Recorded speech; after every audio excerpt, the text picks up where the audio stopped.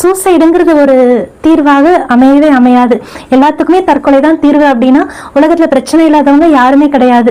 எத்தனையோ acid victims இருக்காங்க, rape victims இருக்காங்க, அபியூஸ் சில்ட்ரன் இருக்காங்க, கைவிடப்பட்ட குழந்தைங்க எத்தனையோ பேர் இருக்காங்க, அபண்டனான பேரண்ட்ஸ் இருக்காங்க, ரொம்ப மோசமான சிக்னஸோட கஷ்டப்படுறவங்க, படுக்கைய வருஷக்கணக்காக உயிருக்கு போராடிட்டு இருக்கவங்க எத்தனையோ பேர் இருக்காங்க, எத்தனையோ குழந்தைங்க கேன்சரால பாதிக்கப்பட்டவங்க இருக்காங்க, எய்ட்ஸ் விக்டிம்ஸ் இருக்காங்க, எத்தனையோ மென்டலி ரிட்டார்ட் பீப்புள் ரீஹபிலேஷன் சென்டர்ஸ்ல இருக்காங்க, மறுவாழ்வு மையங்கள்ல ட்ரக் அடிக்டட் பீப்புள் எத்தனையோ பேர் இருக்காங்க.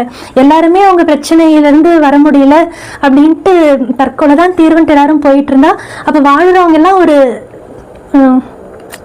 ஒரு குறிக்கோளோட தான் வாழ்ந்துட்டு இருக்காங்க அப்படிங்கிறத நம்ம எட்டி பார்க்கணும். நம்மக்குள்ள நம்ம உலகம், நமக்கு தெரிஞ்சது, என்னுடைய வாழ்க்கை, எனக்கு வேண்டியது கிடைக்கலன்னு நம்ம இந்த செல்ஃப்னு தனக்குள்ள மட்டுமே இருக்கும்போது தான் நம்மளால அந்த மேற்கொள்ள முடியாம அந்த சிச்சுவேஷன் ஓவர் கம் பண்ண முடியாம போகும். எப்போ நம்ம தாண்டி மற்றவங்களை பார்க்குறோமோ, இந்த உலகத்தை பார்க்குறோமோ, அப்பதான் தெரியும் மற்றதை விட நம்ம பிரச்சனை எல்லாம் ஒண்ணுமே இல்லைங்கிறது. முடியறப்பெல்லாம் இந்த ஆர்ஃபனேஜஸ் விசிட் பண்ண பாருங்க. இந்த cancer homes, AIDS affected children, mentally retarded children, இல்லை இந்த ஓல்ட் ஏஜ் ஹோம்ஸ், அந்த மாதிரி ரொம்ப கஷ்டத்துல இருக்கவங்க அவங்களோட லைஃப்க்கு போய் பாருங்க.